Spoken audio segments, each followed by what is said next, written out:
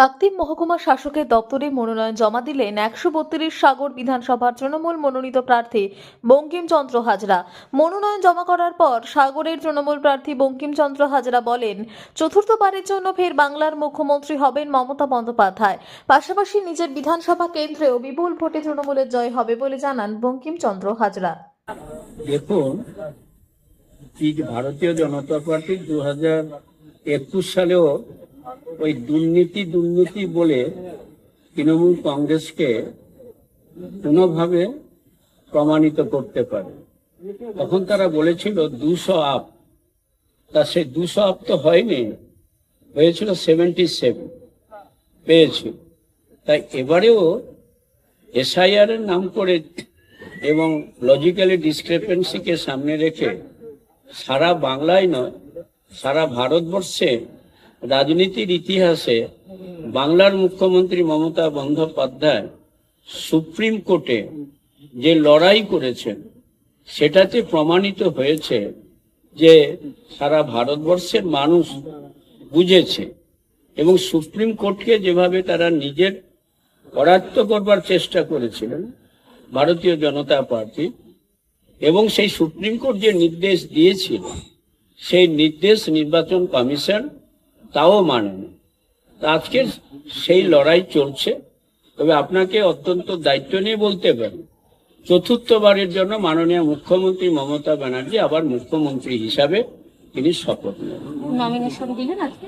আমি আজকে আমার 132 সাগর বিধানসভা কেন্দ্রের সর্বভারতীয় তৃণমূল কংগ্রেসের প্রার্থী হিসাবে আমি আমার নমিনেশন জমা দিলাম।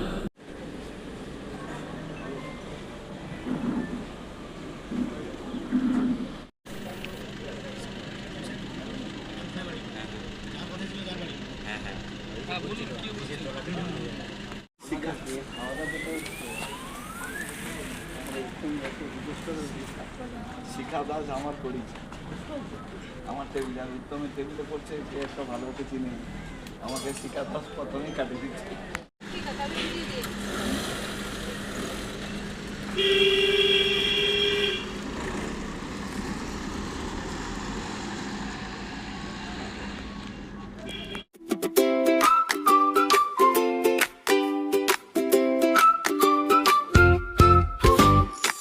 বাঙালির ভালোবাসা মানে একটাই জিনিস, আর সেটা হলো বিরিয়ানি।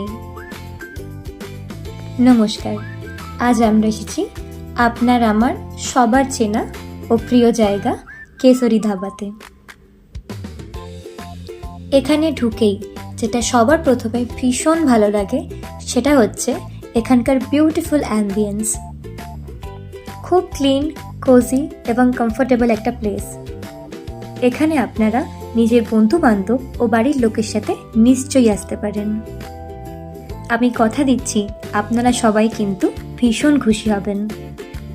300 টাকা ফেরত দিচ্ছি। 200 টাকায় মাটন বিরিয়ানি, 200 টাকায় মাটন বিরিয়ানি আর চিকেন বিরিয়ানি 140 টাকা, আর আনলিমিটেড রাইস। এত কম দামে, তাও আনলিমিটেড রাইস।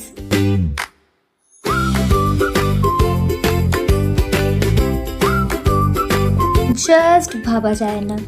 পিসটা দেখুন একবার, ওয়াও! এটা রয়েছে কাঁচরাপাড়া জ্ঞান মুকুল স্কুলের বিপরীতে।